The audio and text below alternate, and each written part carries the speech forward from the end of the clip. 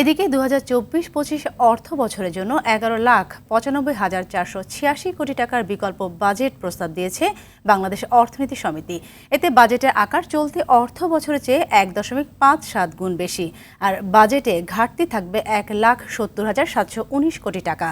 দুপুরে রাজধানীতে সমিতির কার্যালয়ে এই বিকল্প বাজেট প্রস্তাব উপস্থাপন করেন সমিতির সাধারণ সম্পাদক মোহাম্মদ আইনুল ইসলাম। বিকল্প এই বাজেটে সরকারের রাজস্ব আয় থেকে আসবে ১০,২৪,৭৭৬ কোটি টাকা। সেই সাথে কালো টাকা থেকে মাত্র 0.98% এবং অর্থ পাচার থেকে 0.49% টাকা উদ্ধারের কথা বলা হয়েছে। বাজেটে আয় বৃদ্ধির জন্য প্রস্তাবিত ২৭টি উৎস হলো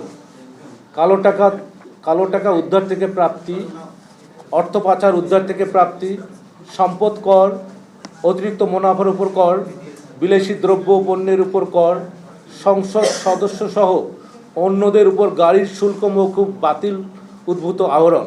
দুষ্চক্র পেঁয়াজের বাজারে যেমন আছে, আলুর বাজারে আছে ডলারের বাজারে, এই যে সব জায়গায় বিরাজমান দুষ্টচক্র। আমরা যদি মুক্তিযুদ্ধের চেতনায় দেশকে গড়তে চাই তাহলে এই দুষ্টচক্রগুলোকে দমন করতে হবে। তা না হলে তারা যেভাবে দখল করে নেওয়ার চেষ্টা করছে বিভিন্ন বাজারকে, আলাদা আলাদা দেখি আলুর বাজার থেকে সব জায়গায়, তাহলে আমাদের অগ্রগতি আমরা যেটা বলছি সেটা হবে না, সরকার যেটা চাচ্ছে সেটাও হবে না।